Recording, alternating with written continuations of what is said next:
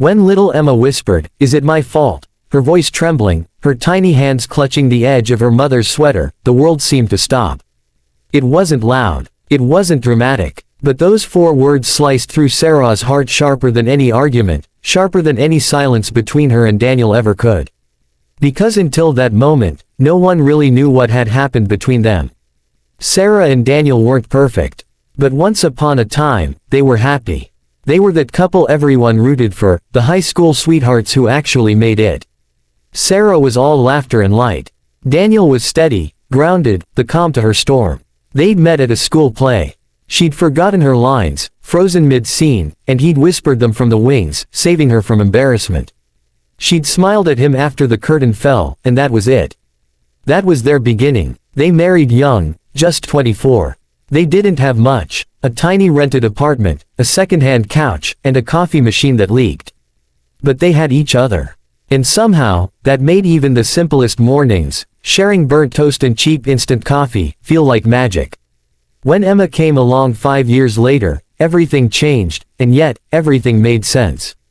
She was their miracle. Sarah had struggled with fertility issues, and after years of tears and treatments, Emma's first cry felt like a prayer being answered. Daniel cried too. He wasn't the kind of man who cried easily, but that day, he did. They promised each other they'd give her the best life they could. And for a while, they did. But life doesn't stop throwing storms, even at those who've already weathered a few. When Daniel's construction business started struggling, it hit hard. He'd poured his savings, his energy, his pride into that company. And when projects got delayed, payments stopped coming, and the bills piled up, he started to change. He wasn't cruel. He wasn't unkind. He was just gone. Even when he was home, his eyes were somewhere else, lost in numbers, worries, debts he couldn't speak about. Sarah tried. She really did. She picked up extra shifts as a nurse. She'd leave for work before sunrise and come back after Emma was asleep. The house that was once filled with laughter slowly turned quiet, too quiet. Dinner conversations became short. Did you eat? Yeah. Okay. And that was it. Sometimes, it wasn't even words. Just sighs. They told themselves it was temporary. That they were just tired. That love, real love, could survive a rough patch. But love can't grow when both hearts are running on empty. One night, the silence broke. Sarah came home exhausted, shoulders slumped, the weight of the hospital still clinging to her. Daniel was at the table, bills spread out, face buried in his hands. She walked over, gently touched his arm. "We'll figure it out," she whispered. He looked up, eyes red. "You don't get it, Sarah. I've tried everything. I'm failing, at work, at home, at being a husband." She sat beside him. "You're not failing. We just need to." But before she could finish, he snapped. "Don't say we. You're never here, Sarah. You don't see what's happening. You just show up tired, go to sleep, and do it all again." His words hit her like a slap, not because they were cruel, but because there was truth in them. She looked away, blinking back tears. "And you think I want to be gone? I'm working because we need it, Daniel.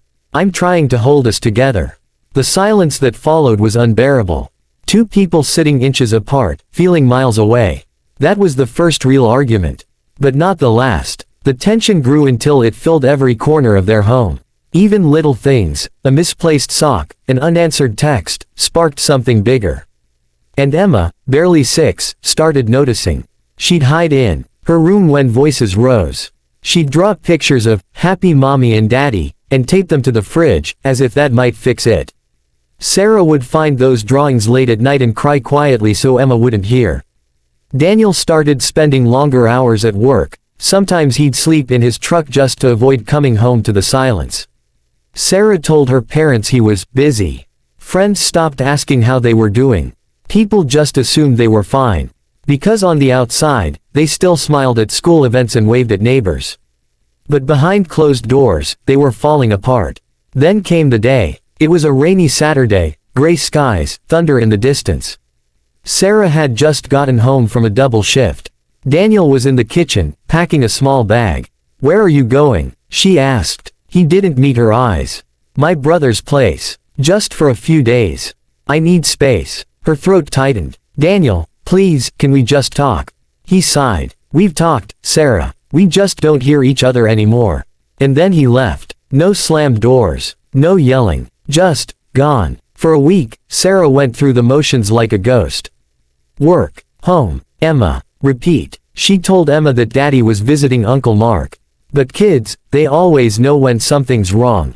One night, as Sarah tucked her in, Emma looked up with big, tearful eyes and asked softly, "Mommy, is it my fault?" Sarah froze. "What, baby? Is Daddy gone because of me?" Sarah's heart shattered. She pulled Emma into her arms, shaking her head, holding her tighter than ever. "No, sweetheart. No. You didn't do anything wrong. Mommy and Daddy, we just need to figure some things out." Emma sniffled. "But you and Daddy always said we're a team." Sarah smiled through tears. "We are, baby. And no matter what happens, you'll always be loved. That never changes." That night, Sarah realized something. They hadn't just lost each other, they were losing her. Their daughter. Their reason for everything. The next day, Sarah did something she hadn't done in months. She drove to Daniel's brother's house. He was sitting on the porch, looking tired, older somehow. When he saw her, he looked away. Did Emma forget something? Sarah shook her head. "No, I came for us." He stayed quiet, waiting. She took a deep breath. "Emma asked me if it was her fault. If you're gone because of her." His head snapped up. His eyes filled with something between shock and guilt. "She thinks it's her fault, Daniel." He covered his face with his hands. "God, no." Tears streamed down Sarah's cheeks. "We can't do this to her. We can't let her carry our pain." He nodded slowly. "I never wanted this, Sarah. I just didn't know how to fix it anymore." She sat beside him, the same distance as always, but this time, she reached for his hand. "Then let's not fix the past. Let's fix the now." And for the first time in a long time, he didn't pull away. They didn't magically become perfect after that day. But they started showing up. They went to counseling. They cried. They learned to apologize, to listen. They rebuilt trust one conversation at a time. Sometimes they argued, but this time, they didn't walk away. They stayed. And slowly, the house that once echoed with silence began to fill again, with laughter, with music, with life. Emma noticed it too. One morning, months later, she came downstairs holding her stuffed bunny and smiled when she saw her parents cooking breakfast together. "Are you happy again?" she asked. Daniel crouched down, smiled softly, and said, "We're working on it, sweetheart."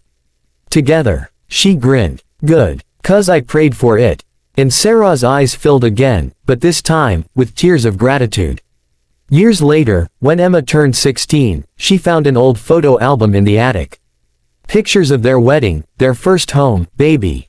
Emma wrapped in a pink blanket. She sat with her parents, flipping through the pages.